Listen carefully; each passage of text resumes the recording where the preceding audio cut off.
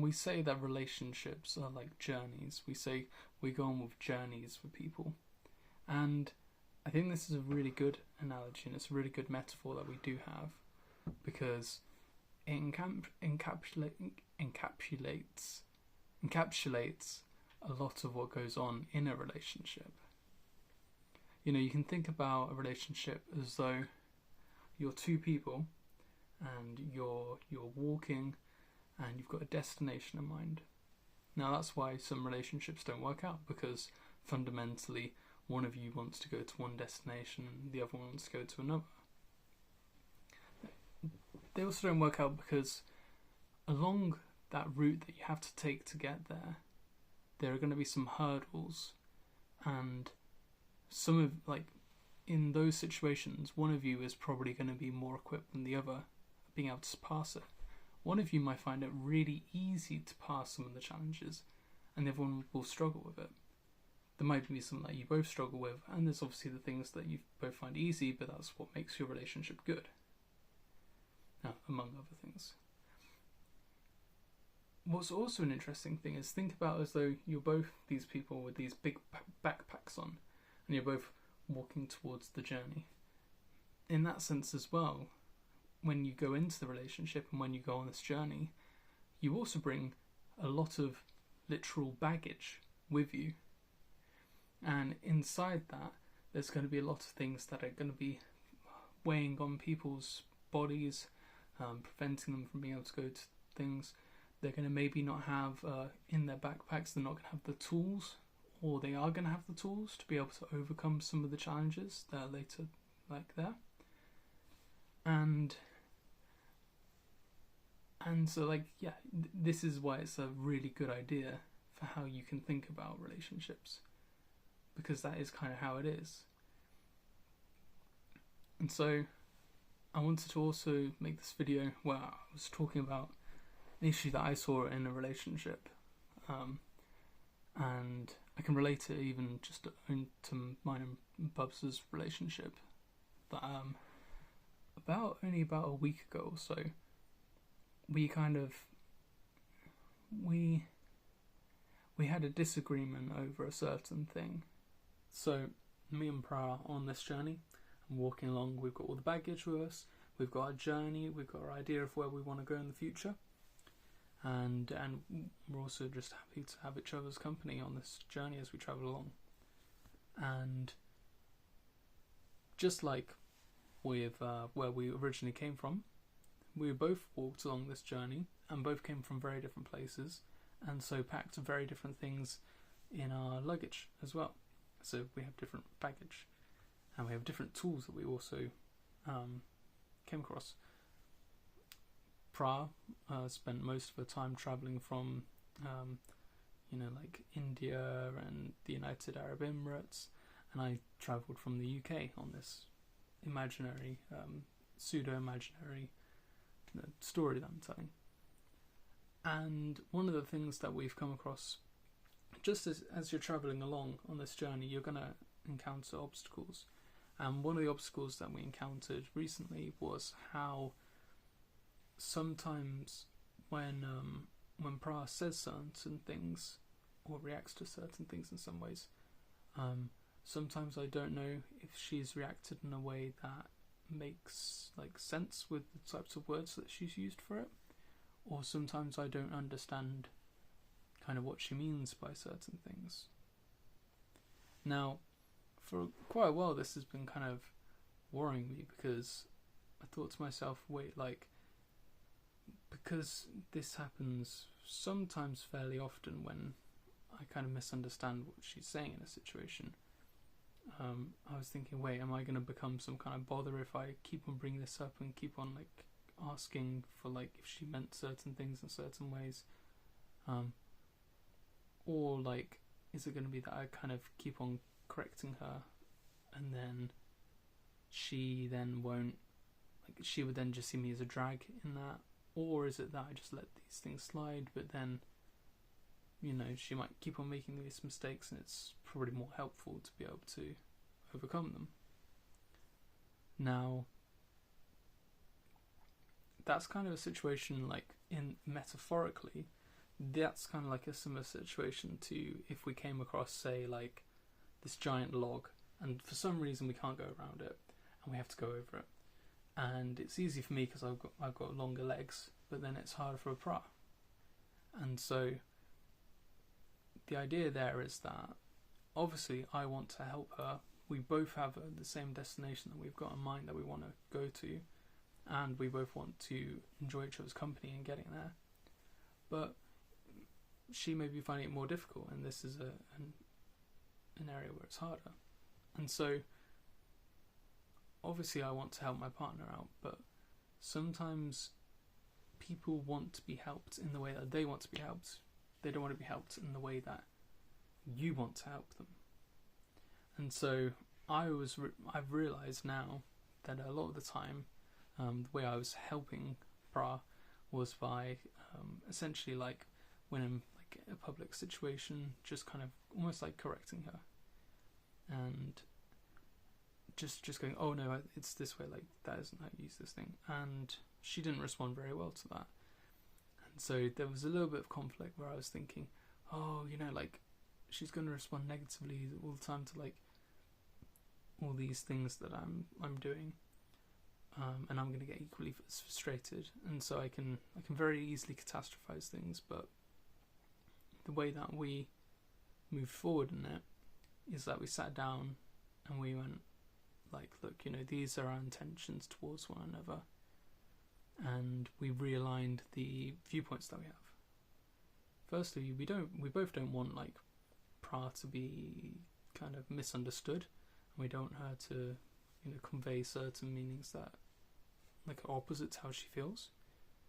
And we also want Pra to be self-determining, to be able to control her own life and not just be like bossed around by someone, whether that be me or anyone else. And we also want me to be relaxed and not have to worry about these like things that are just small things. And so we kind of thought all those things, and then we said to one another, what's one way that I can help you in the way you want to be helped in overcoming this? And it's kind of very much like a two-way thing. But it's also very much a kind of action-based model about looking at things. To put this in the kind of imaginative way, it's like we're at that log, and rather than try and expect Pra to do all on her own, and just sit back and do nothing, and neither just like forcefully getting her and going, look, here, come over. It's like me going, what are the ways that I can help you out right now in a way that you'd want to be helped so that you can overcome this thing? And it's also like, what was the way that I thought I was trying to help out that you didn't like? And how can I kind of still help you out, but not in the way that you wanted me to? But in a way that you wanted me to, and not in the way you didn't want me to. And this is an example. It was exactly that kind of calling out in public some of the, maybe what I saw as maybe mistakes that Pra was saying in the way she was saying things. And so we've established now that it's, if I think that there's something that Pra has kind of misunderstood about something, whether that's true or not, it's what I've interpreted from it, then just later on I'll kind of spend a little bit of time and I'll go, oh hey Babs, this thing that you said, like was it this way, or like was there something that went on like that? And then she'll just answer. And there were two kind of things that came into my head, which you might find quite interesting, is that I kind of resisted this actually at first, this idea, because I thought to myself, yeah, but like I might just keep on having these thoughts, and I might just kind of like keep on being like bringing it up, and then it might eventually become nagging, and you can see right there that that's instantly an example of spiraling. Do I know that that will definitely be the case? That it will always be that it, by certainty, is going to lead to that miserable state? I don't.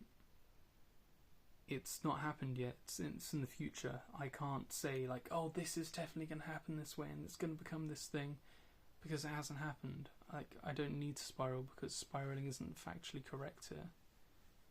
It's not empirically correct. It can't be empirically correct, so I don't need to necessarily believe in it in that way. And so I can treat it like that as well, where I don't have to give it the power of thought and have to give it that mind. The second part was also this thought of, oh, but that's going to be so much effort. I'm going to have to I'm going to have to change how I do things. I'm going to have to write it down in my phone or in a notebook, and then I might forget. But I very quickly, straight away after that, was like, yeah, okay, sure, it's like a little bit more effort, but ultimately it will arrive us at the goal that we wanted in the first place, which is for us to be able to get on more harmoniously, for me to be able to help her over this hurdle that she's facing, in a way that she wants to be helped as well. And then so it's like, okay, so for me to have to integrate this tiny little habit that it's actually pretty small, for the sake of us to be able to have a much more blissful existence for longer over this journey, which has got plenty of challenges. Do I want to trade that kind of little bit of adjustments and a little bit of discomfort I'm going to have for a couple of weeks until I've fully integrated it into what I do? Or would I rather not have the amount of blissfulness that we will have later on down the line because of it being that way, because of us being able to kind of better understand each other? And I think I'll go with the blissful one. So I think that in all relationships you are going to keep on facing these things, but that's the important way of looking at it. Look at it as though you just ask, what are the ways that I can help you out in you being able to overcome this issue you're facing? And then it's trusting that they know what it is the best way for you to help them. And you've kind of got to do that. If you can't trust your partner in that way, then you've got to have deeper conversations about why you don't trust each other. And that doesn't even have to necessarily be a bad thing. You don't have to be worrying about that. The important thing is that you openly communicate in this way, and you go, oh, I don't feel like I can trust you on this part because I've seen these things. And talking also from a place of not attacking, not accusing, and making sure that they feel loved and heard and understood, but still kind of just laying out how you see it and being honest about how you see things.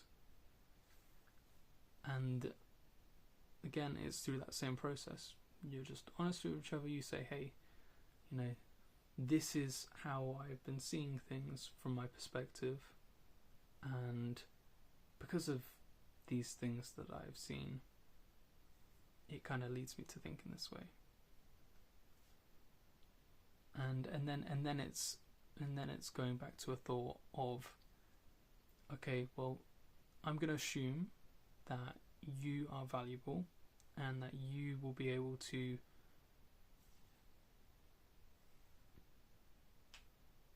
help me out in ways that I need to be helped out. And I'm also going to assume that I can help you out in some ways that you want to be helped out in as well. But all this brings me back to my last point, which in this video, and it's essentially that, as we just said there, you focus on the actions. Now, before, when I've been spiraling and stuff, I've accused things about Pra's character. I've said something like, oh, she's always gonna be like this, or she'll, will never be like this, and I'm always attacking her character and describing her as being a certain way. And then the question then becomes oh, will this person change, or like, or are they going to stay the same? And then you're concerned around things of like, oh, but you know, people don't change who they are. Oh, but people can change, and then you're just kind of in these like, you're focusing your question, and your answers lead to further questions, which are about the kind of her character and whether she's a good candidate for this journey. Whereas you don't have to answer those. You don't have to ask those types of questions and answer in that way. You could answer by just looking at the activities. You know, we made some kind of generalized term that's like, oh, like Pra wouldn't understand these things in this way. There's too many cultural differences or something. Or you could just look at it as, what's the step down from that? What are just the actions that you've seen? Okay, a couple of times there have been things where maybe the wrong word has been used in the situation. Likewise, you could think about your partner. You could say, oh, my partner's so lazy, they don't want to do anything. Or you could think, when I come home from work, the house is messy, and I'd kind of want or expect and communicated, or not even communicated that to my partner. And changing it from, this is you as a person, and why either we're compatible or not de facto, to just, here are some actions that you're carrying out at the moment. How it changes it completely. You can so much easily change the actions. And so then it becomes a matter of, okay, you said a couple of things that didn't sound like maybe the correct things to say in that situation. What's one way that I can help you be able to kind of be able to overcome that issue? Likewise, in the same situation, I know that Pra has definitely made a big sacrifice in her own side, where I feel like I like to give a lot of lectures. You know, if you haven't worked that out by now, by looking at this YouTube channel, then you should watch more of these, because your kind of social awareness will get better. And so I like to talk for basically 10 minutes uninterrupted, and sometimes I kind of feel a bit like hurt if someone interrupts me. Well, not a bit, I do feel hurt when someone interrupts me or doesn't let me finish trying to express what I'm trying to say. And so one of the ways that Pra sees that, and sees like I have a difficulty in that way, with not feeling heard and understood, she is basically inadvertently asked, how can I help you feel more heard and understood? And what that means is that she has now changed her behaviours, where she goes, okay, well, if you give me this time to like get on with the things I need to do, do all the things I want to do, so that I have space to be able to listen to you, then that's your time that I'll be able to listen to you. And so we've both been able to do these things to take actions to help the other person, but in the way that the other person wants to be helped. And we both believe that the other person can get better and that they can achieve what they want to. And, well, maybe we don't even think that, but we think that we can take actions that will at least correct this situation right now. We don't even necessarily need to even believe that the other can achieve what they want to. We don't have to really ascribe these things to their character. We're just talking about the actions on the day-to-day basis. But obviously, you know, it's very important to actually believe in your partner, because, again, like, why are you on that journey if you don't believe in them, really? It's okay to have your doubts as well, and your worries, but if you can't return your mind to a kind of thought of positivity and a belief in them, and an honest one, then maybe they aren't the right partner for you, and that's completely okay. hope this has been helpful as a video. I hope it's been insightful. As a side note, yep, I've still got my project management hat on. I've got the 2 exams to do, and I've got about, a week and a half to do them in, and I've got to wait 2 to 6 days for each of the vouchers to come in. So things are getting pretty tight right now, but not by next time, but maybe the time after that, I should have the project management stuff done. So I'm feeling very, very hopeful and looking forward to that situation. I'm feeling pretty nervous because it's kind of out of my control with how long it takes them to get back to me. But I'm just trying to sit back. I'm trying not to procrastinate, even though I definitely am. I'm reading a lot of the 4-Hour Work Week, and my god, this book is amazing. So expect some big things from me, and even bigger than you thought they would be. Anyway, love you. Oh yeah, I hope you've enjoyed the album as well that came out. Yeah, you can go and buy it on Bandcamp. Recommend it. And if you buy it on Bandcamp, you also get 2 songs that aren't included on YouTube as well. So that's a little bit of extra things. And also you'd be helping fuel my experimentation with how to make money online. So hopefully that can only benefit you in the long run as well. And I mean, it benefits me as well. So if you wanna fund this this hot beanie boy, then go ahead as well.